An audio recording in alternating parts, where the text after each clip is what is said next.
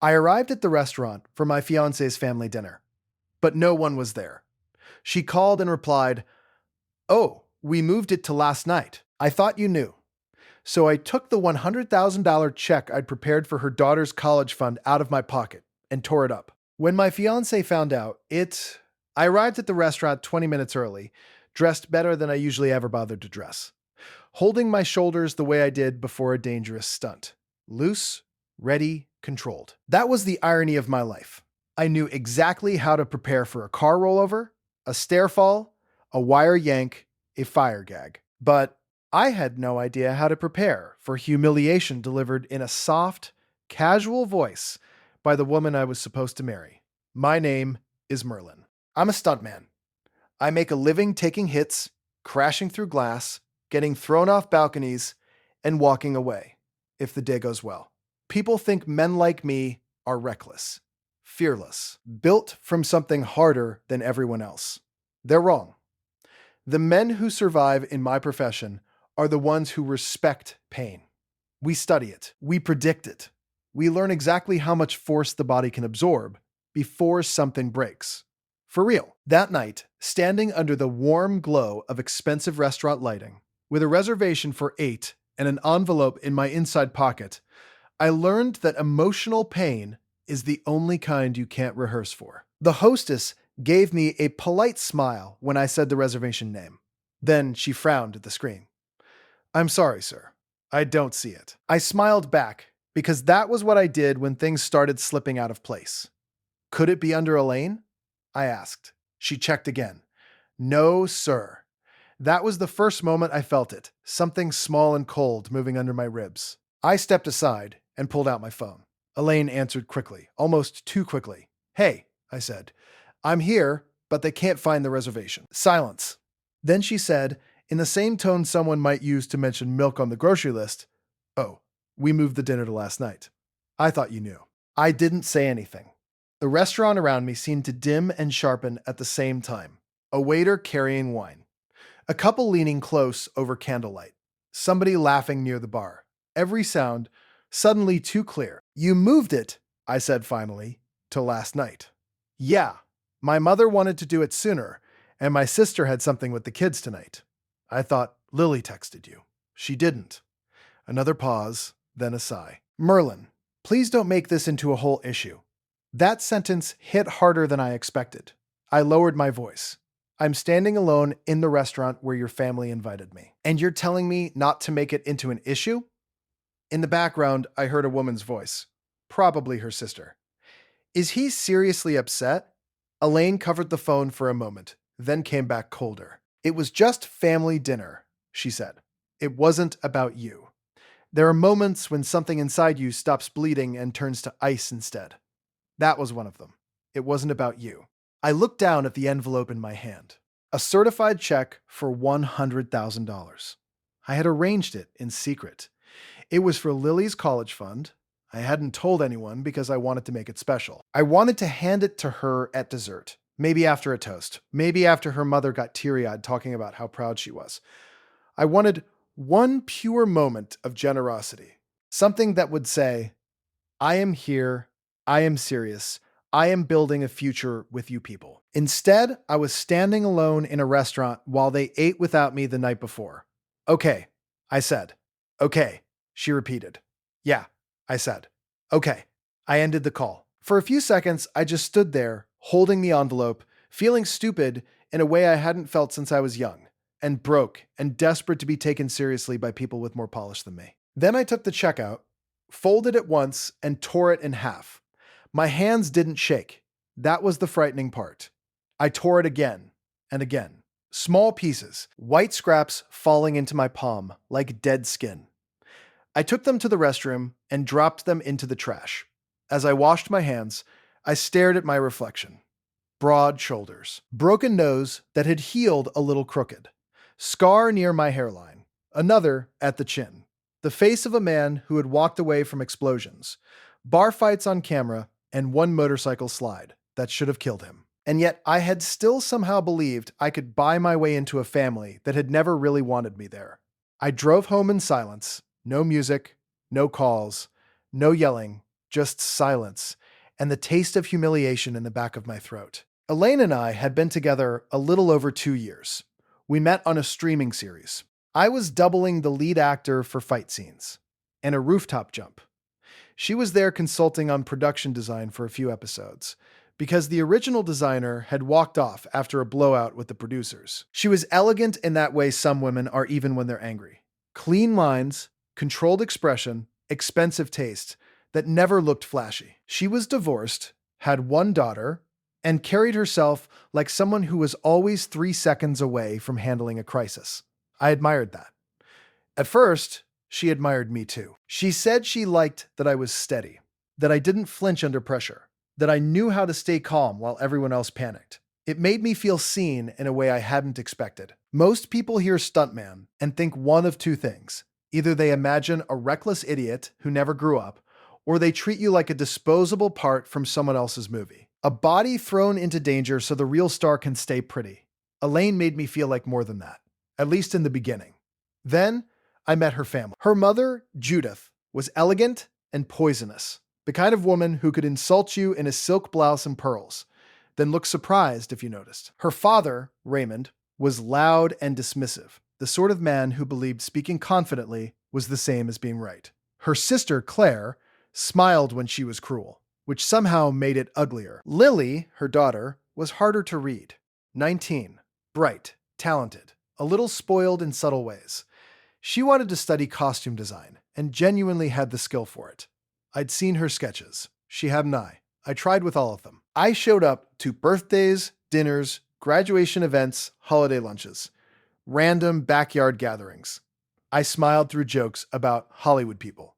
I ignored comments about my work not being stable. I let Judith ask whether I planned to keep falling down staircases for money when I was 50. I listened to Raymond explain practical adulthood as if I hadn't been paying my own bills since I was 19.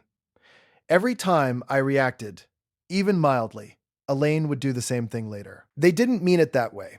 You know how my family is. Why do you always focus on one comment? Can't you just let things go for me? That last part mattered. For me. Always for her. For peace. For appearances. For keeping the machine running. And then there was money. Elaine never asked directly in the beginning. She invited rescue. There was always some problem already in motion when she mentioned it. Lily's tuition gap. A legal expense from the divorce. Her mother's dental work. A home repair. A deposit she couldn't lose. A short-term cash issue that became another short-term issue a month later. Every time I stepped in, she looked at me with tired gratitude and said, "I don't know what we'd do without you." That sentence can trap a man if it arrives wrapped in love. I told myself I was helping because I cared. Because I could. Because being part of a family meant carrying weight together. But if I'm honest, I was also trying to earn something no one should have to earn that way. Belonging. A few months before the restaurant, Lily and I sat on my patio one afternoon, while Elaine took a call inside. Lily had her sketchbook with her. Charcoal on her fingers, hair twisted up badly like she'd done it while thinking about something else. "I got in," she said quietly. "I know. I'm proud of you." She smiled, then sighed. "Mom's freaking out about how we're going to pay for it." I looked at her. "How bad is it?" "Bad enough that every conversation at home sounds like someone trying not to scream." That stayed with me. Later that night, Elaine cried in my kitchen. She said she felt like she was failing as a mother. Said her ex had left financial messes behind. Said Lily was being punished for adult problems she didn't create. I held her and said, "We'll figure it out." We. That word cost me more than I understood at the time. The next week, I met with my financial advisor and moved money around. The certified check came 3 days before the dinner. 3 days before, I found out I wasn't important enough to notify. The morning after the restaurant, Elaine came to my house without calling. She still had a key then. I heard the lock turn while I was making coffee. She walked into the kitchen, looking offended already. "You ignored my calls. I saw them. That's childish." I poured coffee into a mug and didn't answer. She stood there in a cream blouse and fitted trousers, hair perfect, face controlled. She looked like someone coming to negotiate a problem, not apologize for causing one. "Lily heard from Claire that you caused some kind of scene last night." I didn't cause a scene. She said, you tore something up in the lobby. I did. What? A check. She frowned. What check? I looked at her over the rim of my mug.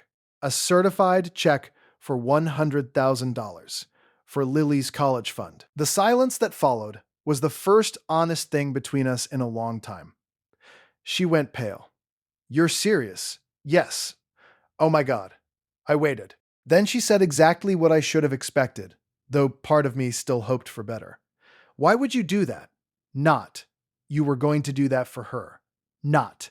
I'm sorry. Not. What have I done? Just why would you tear it up? I set the mug down. I was going to give it to her at dinner, I said. The dinner your family moved without telling me. Her hand went to her forehead. Merlin, this is insane.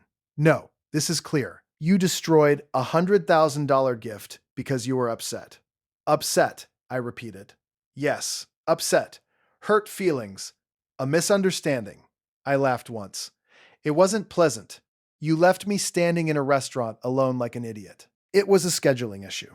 It was exclusion. Her jaw tightened. You always make everything so dramatic. And you always rename disrespect into something easier to tolerate. She started pacing. My mother wanted to move the dinner. Claire had an issue with the kids. Lily thought I told you. I thought she told you. These things happen. No, I said. What happens after a mistake is an apology. What I got was, it wasn't about you. Her eyes flashed. Because it wasn't, it was about Lily. And yet, I was expected to finance it. That landed. She folded her arms. That's unfair. Is it? Yes. You offered to help. I also offered to marry you. Both offers depended on mutual respect. She stared at me for a moment, then lowered her voice, trying for softness. Merlin, we're engaged. Families are messy. You know mine can be difficult, but this can be fixed. Call the bank, reissue the check. We'll sit down together and talk this out. I looked at her face and saw the truth at last. Not fear of losing me, fear of losing what I represented. Stability, resources, solutions. I took off my engagement ring and placed it on the counter. She froze. What are you doing? Ending this. Her mouth opened, but no sound came out at first. Then, you cannot be serious. I am. Over one dinner. No, I said. Over finally understanding my place in your life. Her eyes filled with tears, but even then I no longer trusted them. You're punishing Lily for something she didn't do. No, I said calmly. I'm refusing to keep paying for the privilege of being sidelined. That's disgusting. No. What's disgusting is leaving your fiancé out of a family celebration and expecting his money to show up anyway.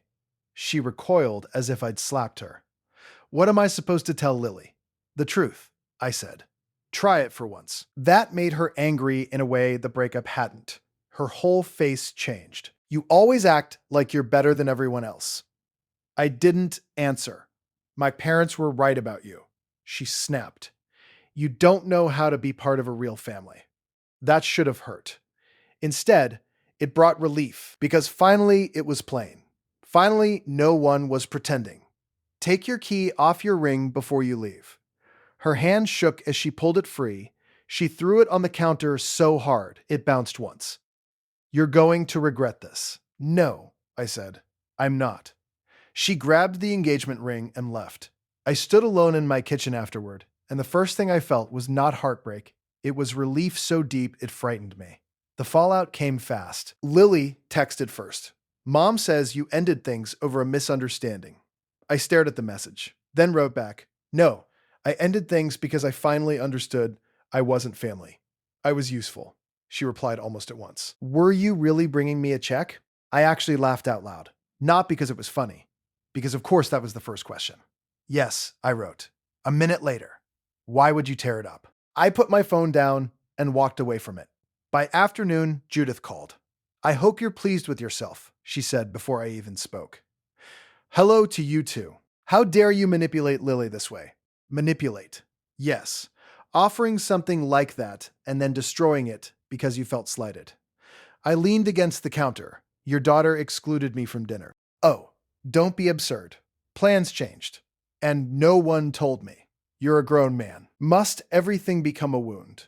Interesting question. Coming from a woman who treated basic accountability like a personal attack.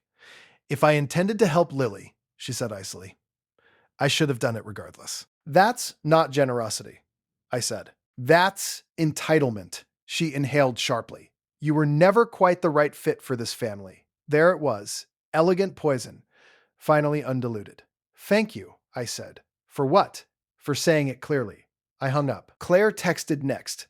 Destroying a girl's future because your ego got bruised is low, even for you. I answered with one sentence. You people confused access with ownership. She didn't reply. 2 days later, Raymond called from an unknown number. You made commitments, he said. I corrected a mistake. Lily is innocent. Then her actual family should take care of her. He got louder after that. Accused me of cruelty, of immaturity, of abandoning people who trusted me. I listened until he ran out of steam, then said, the fact that all of you are more upset about money than about what was done to me tells me I made the right decision. Then I hung up. After that, the silence came. Not total silence. There were more texts, a few blocked numbers, one long email from Elaine I deleted after the first paragraph, because it began with, I know you're hurting, but so are we. And I was finished being turned into a committee issue. I changed the locks, packed her things, canceled deposits, bookings, insurance riders, and every lingering piece of the wedding. Then I did something I should have done much earlier. I asked my accountant for a full breakdown of what I had spent over the course of our relationship.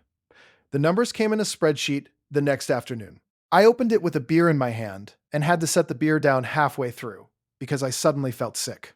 Tuition support, emergency transfers, legal assistance, travel deposits, rent shortfalls, medical bills, holiday expenses, software for Lily, design supplies, furniture help, house repairs. A family vacation contribution I had somehow justified as generosity. It added up to a number that made me go cold. Not because it would ruin me. Because I had allowed it while convincing myself I was building love. You can survive fire and still be ashamed of your own blindness. Work saved me after that, not emotionally in a dramatic way, just practically. A set is honest, dangerous. Yes. Exhausting. Yes. Full of egos, weather delays, money problems, and actors who think they can do their own stunts until they see what that actually means. But the danger itself is honest. Gravity doesn't manipulate. Fire doesn't reframe itself. A body either lands where it's meant to or it doesn't. About a month after the breakup, I was on a shoot outside Atlanta coordinating a second-story drop and a stairwell fight for a limited series. Long days, good crew, less time to think. One of the younger stunt performers, Nico, saw me stretching my shoulder between setups. Old injury? He asked. Collection of bad decisions, I said. He laughed. You ever think about quitting? Every time I hit the ground. Then why don't you? I looked across the empty set, at the marked pads, the rigging lines, the lighting crew moving like ghosts behind the flats. Because I know the difference, I said, between danger that comes with purpose and pain that doesn't. He probably thought I meant the job. I did. But not only the job. By the time that production wrapped, I had gone several days without checking my phone for messages I didn't want, without replaying the restaurant call in my head, without imagining alternate outcomes where Elaine suddenly became honest, her family became ashamed, and everything softened into something repairable. That was how healing began. Not with a grand revelation, with fewer returns to the wound. When I got home, the house felt different, not empty. Mine. I repainted the bedroom, got rid of decorative things I had never liked but had tolerated because compromise was supposed to be virtuous, bought a better coffee machine, reorganized the garage, called an old friend I'd neglected during the relationship, and spent a Saturday riding motorcycles on back roads until dark. One afternoon, I found an old note in my office drawer, a page torn from a pad, written in my own hand. Wedding budget. Support Lily through school. Bigger house eventually. Create stability. I stared at it for a long time. Then I tore it in half and dropped it in the trash. Not angrily, almost tenderly. Because that version of me had meant well. He had just mistaken self-erasure for devotion. About 3 months later, Claire called. Not texted. Called. That alone told me something was wrong. What? I said when I answered. She seemed offended by the lack of greeting. Good. I thought you should know Elaine is having a hard time. I leaned back in my chair. And you felt I needed this information. Because? Lily deferred admission. That surprised me. Money is tighter than expected, she added after a pause. There it was. I laughed quietly. You called to ask me for money? No, she snapped. I called because I thought maybe, despite everything, you still cared. Claire, you watched me get excluded, then helped paint me as unstable for noticing. Whatever caring I had left, your family spent it. She made mistakes. So did I. Mine were expensive. Her voice sharpened. You're colder than I realized. No, I said. I'm finally proportionate. I hung up before she could say anything else. That night, I sat on my porch with a glass of bourbon and realized I felt lighter than I had in years. Not happy exactly. Free. No more trying to win approval from people whose respect depended on what I provided. No more translating insults into family dynamics. No more pretending that being tolerated was the same as being loved. I had spent too much of my life surviving impact. I was done volunteering for it at home. 6 months after the breakup, I got an email from Lily. The subject line was simple. Thank you. I almost deleted it. Instead, I opened it. She wrote that she was in community college for now and working part-time in the costume department of a local theater. She wrote that she had been angry at me for a long time, that she thought I had taken something from her. Then came the line that mattered. I think now you just stopped giving what was never owed. I read that twice. Then she said she was beginning to understand how much entitlement had been normalized around her, that she had learned it at home, that she was trying to unlearn it. She said she didn't expect a reply. She just wanted to thank me for having cared about her future, even if everything ended badly. I sat there with the email open for a long time. In the end, I wrote back only one sentence. Build a life that doesn't depend on anyone lying to keep it standing. She never responded. She didn't need to. I think people imagine the satisfying ending to a story like mine is revenge. That Elaine begged, that her parents apologized, that Claire got publicly exposed, that everyone finally admitted I had been right. Life is rarely that neat. The real ending was quieter. I worked more, but smarter. Took fewer body-heavy jobs and more coordination work. Better money, less damage. I bought a small place outside the city with enough land behind it that I could sit outside at night and hear insects instead of neighbors. I started sleeping deeply again. The constant tension I had carried for 2 years disappeared so gradually I almost missed it. That's what toxic love does. It trains your body to live in low-level alarm, then calls it commitment. It tells you anxiety is intimacy. It tells you sacrifice without reciprocity is maturity. It tells you being useful is the same as being valued. It isn't. Love that requires silence, money, and self-betrayal is not love. It's maintenance. And the check? That's the part people always come back to when they hear the story. The $100,000, the paper in my hands, the tearing, the trash can in the restaurant restroom. Do I regret it? No. Not because the money was nothing, because the act meant everything. It was the first time in that relationship I responded to reality instead of potential. The first time I stopped paying for a future I had to beg to be included in. That torn check was expensive, but marrying into that family would have cost me more. So no, I wasn't at that family dinner. I was never really meant to be. And thank God I found that out before I signed my life away trying to prove I belonged.